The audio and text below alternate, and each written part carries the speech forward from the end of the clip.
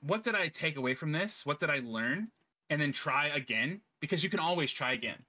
There will always be another tournament. There will always be another person to fight. Then you can continue to grow, And sure, the games might change. The faces might be different. You might play someone and then never see that person ever again for the rest of your life. But someone else will be there to fight against, Right. And so long as you tell yourself there's always another person to fight, there's always another place to go, there's always something else to learn, then you'll always find joy in playing fighting games.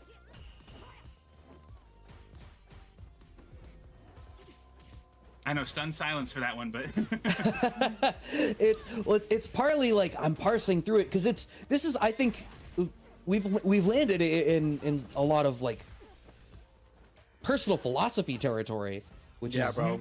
This is literally like if the Vision was commentating like him playing Street Fighter. like that's how profound this has gotten in the last 2 hours. And honestly, Theseus type shit. Right, and honestly, 40% like when it comes to competitive, like the nature of competitive sports in general, especially when you're trying to especially when you're in a community, it's like if you want a bunch of people to get better, iron sharpens iron, and like. The fact that like you have this mentality about how like, oh hey, I want not only myself to have this this wave of self-improvement, but I want other people to like kind of revel in that as well. This is how like, a region gets good. This is how a region gets like extremely, extremely powerful. Like, and a lot of people don't share, unfortunately, a lot of people don't share the same mentality as you do, but man, the community would be so much better for it if they were. I appreciate that. Yeah, no, I agree with it. I think it is a very healthy relationship with why you play the game, what you want out of it, and how you go about practicing that. Yes. And I think it's a very homeostatic place of like playing the game makes me feel good. Winning makes me feel good. In order to win, I have to play more and solve these problems. And solving these problems makes me feel good. And it's this enriching circle that feeds back into itself. Right.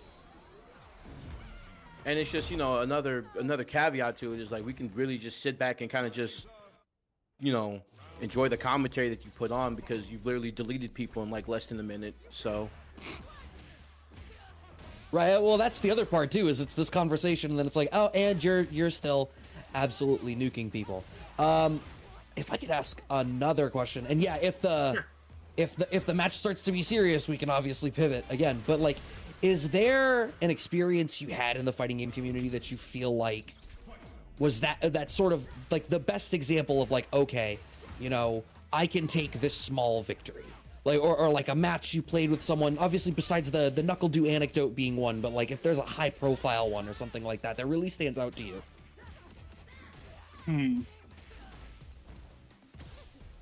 When I was playing in, what was it? It was EVO 2013, right? Okay. I was there for Street Fighter Cross Tekken, Mm-hmm. And anyone who knows me will tell you I love Cross Tekken. It's the freedom to play the game, the way that you approach problems, the combo variety, the way that the linking and the chain system work together rather than like against each other, like most games of that caliber kind of do. It was so cool, right?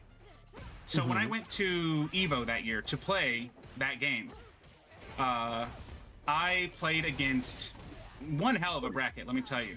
My initial pool, I was like, I don't recognize any of these names, and when I like looked them up for tournament results, I don't really get much. So my thought process was, I'm just gonna run my game. I'm not gonna worry about who they are, what they are, like nothing. I'm just gonna play, And it helped a lot to like steady my nerves and just remind myself, I'm just here to play my favorite game, right? Okay. And so with that in mind, I go into this, I get through the bracket, like I said, no problems, winner's side all the way through. because I'd planned for that, I looked ahead at like, you know, the bracket predictions based on who was like in the nearby brackets, you know. Sure. And it was fucking Arturo Sanchez and Ricky Ortiz, right? Okay. Oh, Right. damn. And they had a lot of match footage of them playing because they both literally just won like big major tournaments, you know. So I studied that shit like religious text.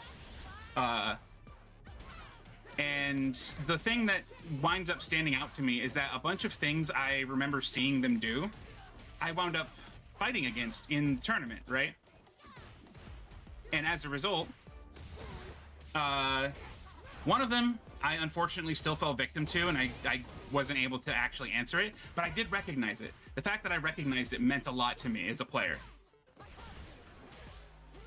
I think that makes a lot of sense, and that's like a really cool story for that type of thing of like, Right. hey, you know, Yeah. I still took But that's the not the L, best part. but okay, But that's not the best part. burying the lead. Right? I won is the thing. I beat Oh. Ricky right out the Oh, gate. Oh my. Okay. It was 2-1, but I still won, you know?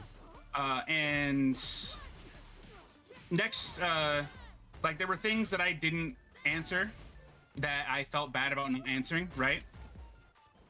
Because it was like, you know, I practiced for this and I felt bad. But then like there was one thing I answered from Arturo that is the most prevalent memory of the entire match to me. Because what happened was that he had this setup for if you were low health, what he would do as Dulcim is he would do an alpha counter, he would throw a fireball, and then he would teleport behind you. And it would steal the corner from you and force you into the fireball, right? And if you neutral jumped it, normally you couldn't do anything. But I played Jin, and in that game, Jin had a heavy kick cross up, like Juri does, like how it hits in both sides. Oh, Right. oh, okay. Right. So you remember what I said earlier about how counter hits in that game cause a float state, like a juggle state? Yes.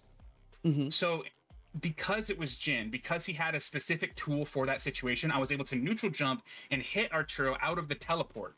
I had no health. I had a sliver, right? And because I knew that situation just from paying attention, I won that round and was able to kill Dulcim off the combo that followed, you know? And it felt incredibly good because one, it was something I practiced for and got to respond to in the match because I recognized, oh, I got alpha countered and I have no health